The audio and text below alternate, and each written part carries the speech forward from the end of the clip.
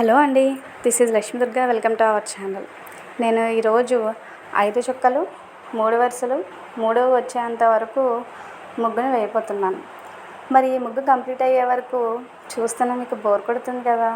So అలా bore కొట్టకుండా ఉండడానికి నేను ఒక స్టోరీ చెప్తాను. అనగనగా ఒక ఊళ్ళో ఒక ముసలమ్మ ఉండేదంట. ములక్కాడంత ముసలమ్మ ఉండేదంట. ఆ ములక్కాడ ముసలమ్మకి బంగాళదుంప అంత బంగారం దొరికిందంట.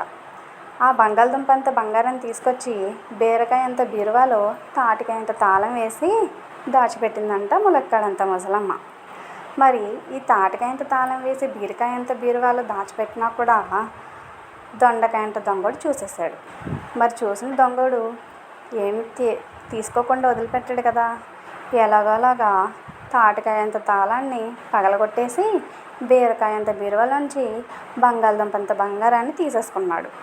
పాపం తెల్లారైన తర్వాత తెలుసుకున్న ములక్కాడంత ముసలమ్మ పొట్లకాయంత పోలీసుల దగ్గరికి వెళ్ళి కంప్లైంట్ చేసింది.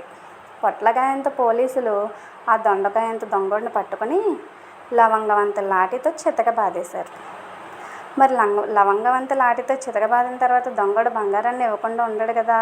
అదే దొండకాయంత దొంగోడు. సో ఆ దొండకాయంత దొంగోడు బంగాళదుంపంత బంగారాన్ని ముసలమ్మకి ఇచ్చేసాడు అన్నమాట.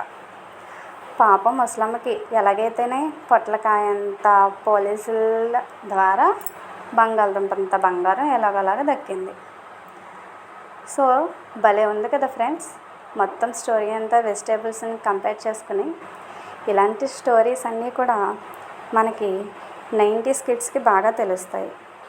సో ఇలాంటి స్టోరీస్ మీకు మరిన్ని తెలుసుకోవాలనుకుంటే మరి మన ఛానల్ని సబ్స్క్రైబ్ చేసేయండి ఫ్రెండ్స్. Thank you all.